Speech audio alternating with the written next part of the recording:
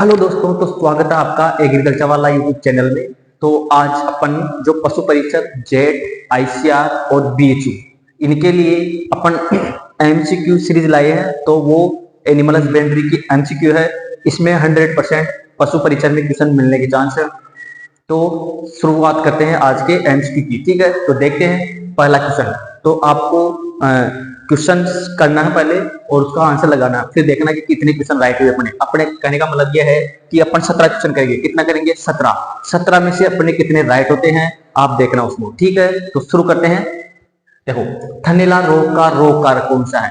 थनैला रोग का रोग कारक कौन सा है? थनैला जो रोग होता है, जो अपनी जो गाय भैंस होती है उनके अंदर थनैला रोग हो जाता है ना। वो जो उनका जो अडर होता है ना, वो क्या हो जाता है, थोड़ा सूजन आ जाती है उसके अंदर, है ना। ठीक है, तो देखते हैं। तो उसका नाम क्या है? थनैला रोग का कारक का नाम क्या है? Streptococcus pneumoniae, Streptococcus bacillus, Streptococcus galactiae, Streptococcus galactiae. तो आपको चारों में से बताना है कि इसका राइट आंसर क्या होगा। तो मेरे हिसाब से आप बताओ कि कौन सा आंसर राइट होगा इसका। जिसका भी आंसर डी आ रहा है, जिसका भी आंसर डी आ रहा है वो सही नहीं है। ठीक है, जिसका आंसर सी आ रहा है इसका मतलब वो आंसर सही है। तो स्ट्रेप्टोकोकस गैलेक्टाई इसका राइट आंसर होगा। ठीक, नेक्स्ट क्वेश्चन। पल्पी किडनी किस रोग को कहते हैं? मतलब ऐसा कौन सा रोग है जिसको अपन पल्पी किडनी नाम से जानते हैं? ठीक है, पल्पी किडनी बोलते हैं उसी को, है ना। तो बताओ, और बताओ इसका आंसर क्या होगा। पल्पी किडनी किस रोग को कहते हैं? फड़किया को बोलते हैं, एंथ्रेक्स को बोलते हैं, लंगड़ा बुखार को बोलते हैं, एफएमडी को बोलते हैं। तो बताओ किसको बोलते हैं पल्पी किडनी? तो जो अपना जो पल्पी किडनी वो किसको बोलते हैं? लंगड़ी बुखार को। किसको बोलते हैं? लंगड़ी बुखार को, है ना। तो इसका आंसर क्या होगा? सी। सी राइट आंसर होगा। ठीक है, अब देखो, स्ट्रिप कप टेस्ट किस रोग के लिए किया जाता है? Strip cup test, strip cup test किस रोग के लिए किया जाता है? स्ट्रिप कप टेस्ट किया जाता है क्या मेस्टाइटिस के लिए, थनैला के लिए, मिल्क फीवर के लिए, ए व बी दोनों? तो राइट आंसर क्या होगा इसका? जल्दी से कमेंट करके बताना। इसका राइट आंसर क्या होगा? पशु परिचर वालों सुन लो, इसमें से क्वेश्चन आना है 100%। तो बताओ, वो तो क्या अपने पास डिजिटल बोर्ड नहीं है, लेकिन अपन है ना, अगर जिस दिन डिजिटल बोर्ड आ गया ना उस दिन तो तहलका मचा देंगे। वो तो क्या बिल्कुल लिखना पड़ रहा है इसे, ठीक है ना। हाँ, तो डिजिटल बोर्ड होगा, जस्ट आने वाला है बहुत दिनों में। अब देखते हैं कब आता है ना। तो तब तक अपन इसी से शुरुआत करते हैं। स्ट्रिप कप टेस्ट किस रोग के लिए किया जाता है? तो इसका राइट आंसर क्या है? मेस्टाइटिस, थनैला, मिल्क फीवर एवं बी दोनों। तो मेस्टाइटिस को क्या बोलते हैं हिंदी में? देखो, mastitis,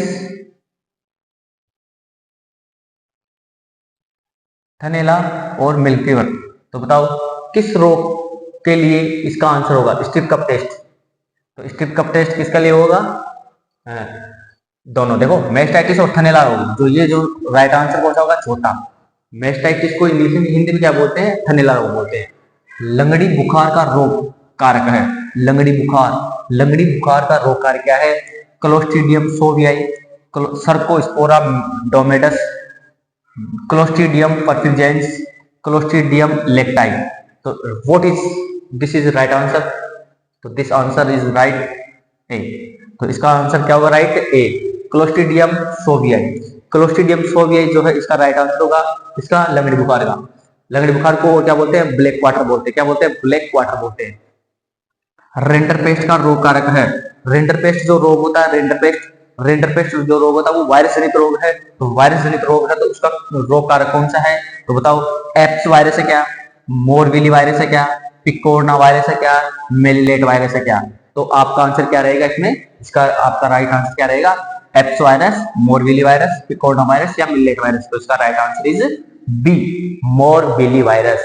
apps virus, picorna virus और मेलिलेट वायरस, ये जो तीनों वायरस है ये किसके नाम है? अफमडी के नाम है। अफमडी के दूसरे नाम क्या है? एप्स वायरस भी बोलते हैं, पिकोरना वायरस भी बोलते हैं और मेलिलेट वायरस भी बोलते हैं।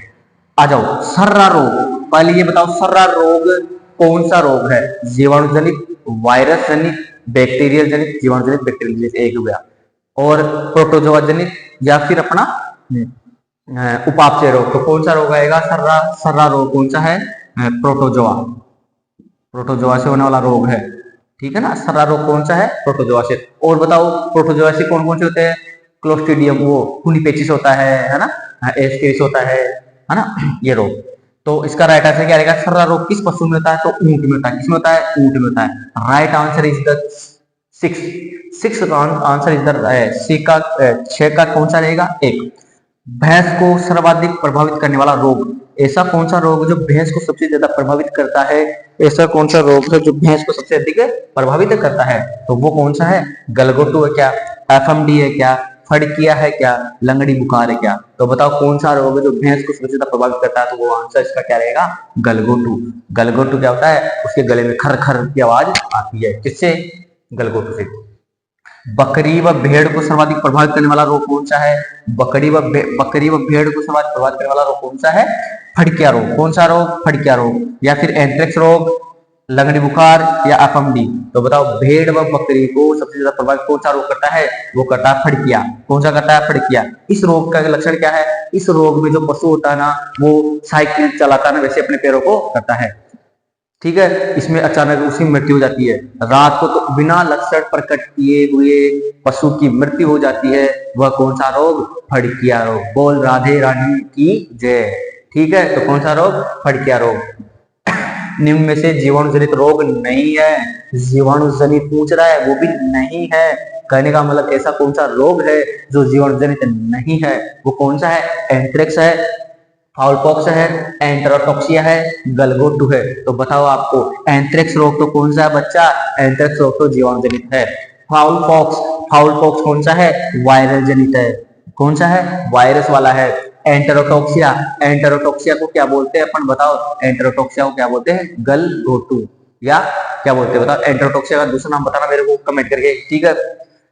और गलघोटू, ठीक है, गलघोटू।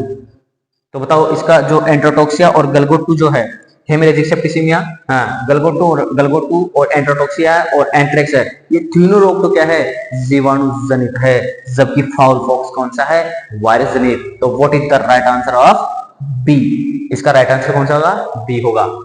चुरचुरिया रोग किस रोग को कहते हैं? चुरचुरिया रोग किसको कहते हैं? एंथ्रेक्स को कहते हैं, एफएमडी को कहते हैं, रेंडरपेस्ट को कहते हैं, लंगड़ी बुखार को कहते हैं। तो what is the right answer of the question number 10 का राइट आंसर कौन सा होगा? चिरचिरिया रोग। अरे ऐसा कौन सा रोग है जिसमें जब वो पशु चलता है तो उसके पैरों से चुर चुर की आवाज आती है? अरे कौन सी आवाज? चुर चुर की आवाज। तो किसमें आती है? वो आती है रेंडरपेस्ट में या लंगड़ी बुखार में। किसमें आती है? लंगड़ी बुखार में। जब लंगड़ी बुखार होती है तब उसको क्या जाती है? चुर चुर की आवाज आती है। नाभिक जबर किस रोग को कहते हैं? ऐसा कौन सा रोग है जिसको नाभिक जबर के नाम से जाना जाता है? एंथ्रेक्स को बोलते हैं, लंगड़ी बुखार को बोलते हैं, गलघोटू को बोलते हैं, सर्रा रोग को बोलते हैं। तो बताओ किसको बोलेंगे? गलघोटू को बोलेंगे। किसको बोलेंगे? गलघोटू को बोलेंगे। ठीक है ना। गलघोटू में क्या हो जाता है? इसका उपनाम क्या है? नाभिक जबर भी कहते हैं। निम्न में से कौन सा रोग उपापचय रोग है? What is the right answer of this question number 12? इसका कौन सा रहेगा? कीटोसिस रहेगा, एस्केरिस रहेगा, मिल्क फीवर रहेगा, ए व सी दोनों रहेगा। What is the right answer? तो बताओ इसका राइट आंसर क्या होगा? कीटोसिस, एस्केरिस, मिल्क फीवर या ए व सी दोनों?